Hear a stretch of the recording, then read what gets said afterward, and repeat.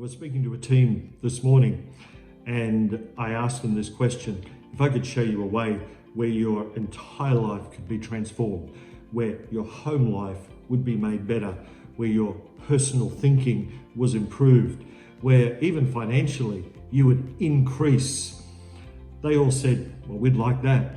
I said, well, I'm going to give you 2 words that will help you in all of these areas and a whole lot more. I said, these 2 words, write them down. They are common sense. You know, as a minister of a church, I have found this, that regardless of the education that I've had and the years of experience I've had, I have always fallen back on these 2 words, common sense. I walk outside and have a look up to the sky and I see that there has to be a God. The wonderful thing about common sense is that it requires little to no education at all.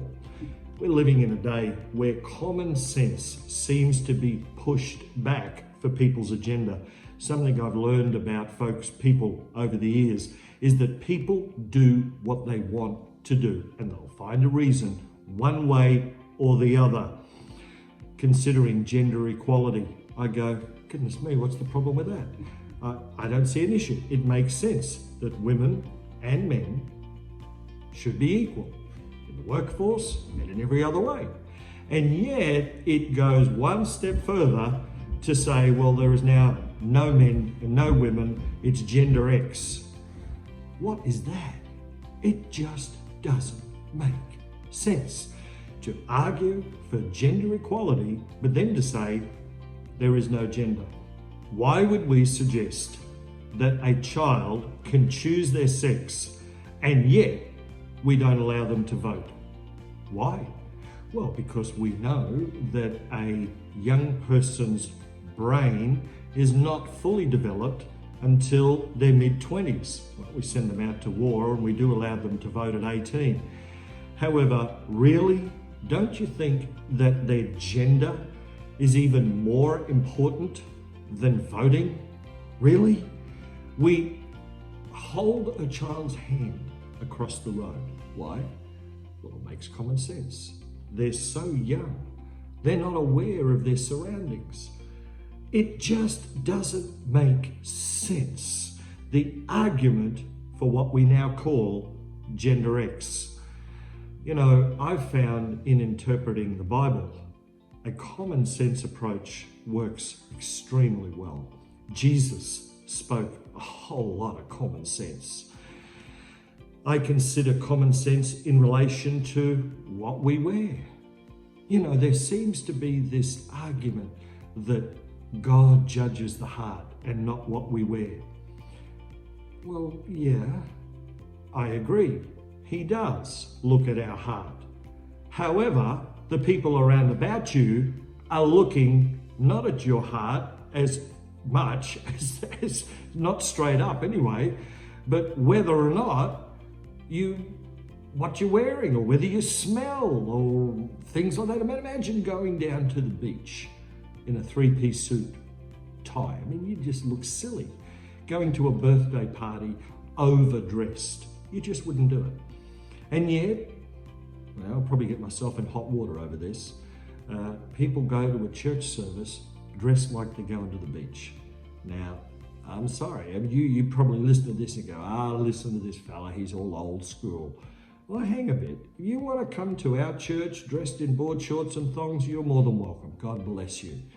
However, as the pastor of a church, there are people over the years that have asked me to perform their funeral or their wedding, certain important occasions for them. How do you want me to dress for those occasions? You know, I do believe, and I hold to this, that clothes don't make the man, but they do introduce him. There you go. There's a thought for you. And to me, it comes back to common sense. You see, anything outside of common sense requires a gymnastical, is that a word? Psychological argument. Evolution is just downright silly. It just doesn't make sense. If you understand procreation, you will understand that a person cannot procreate with an ape. if a person could procreate with an ape, then evolution may have a chance of getting up into something realistic, but it's not possible. Now, of course, a person from 2,000 years ago is a person. And if they were alive today, they could procreate with a person alive today. That's because we are human beings. It makes sense. This whole argument that we're very closely related to apes, my goodness, when I look at an ape and I look at a person, I see two different creatures. I mean, we look very, very different. When I see a woman and I see a man, I see two different types of people. And if, women will say every day of the week, how does a man think?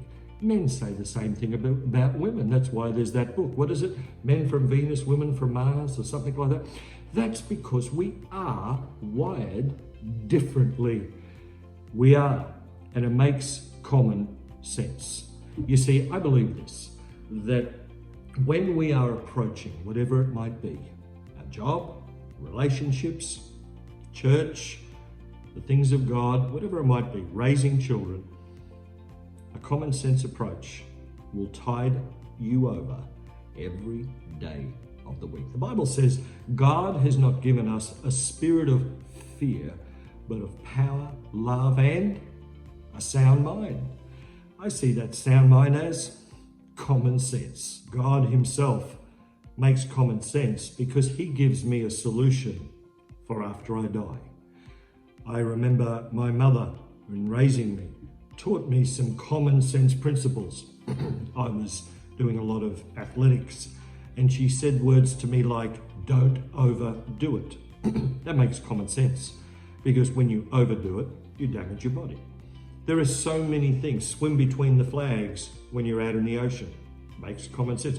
Why do we want to defend some other argument?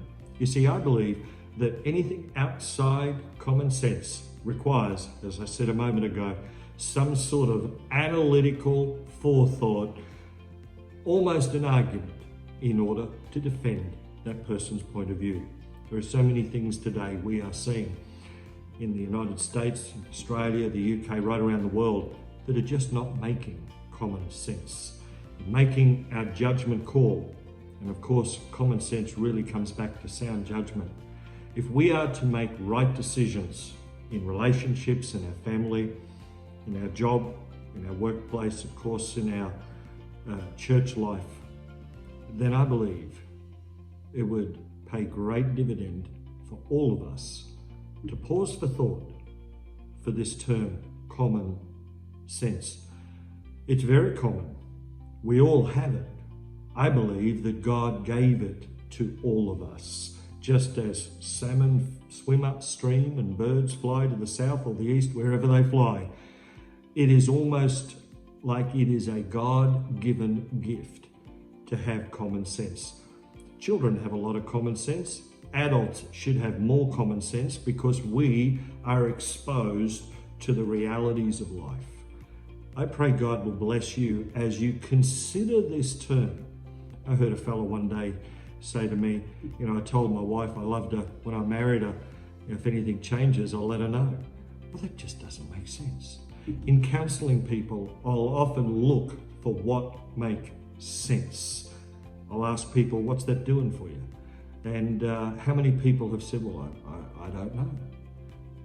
Because when I approach things in life, theologically, relationally, spiritually, physically, whatever it might be, psychologically, when I approach things from a common sense point of view, it helps me.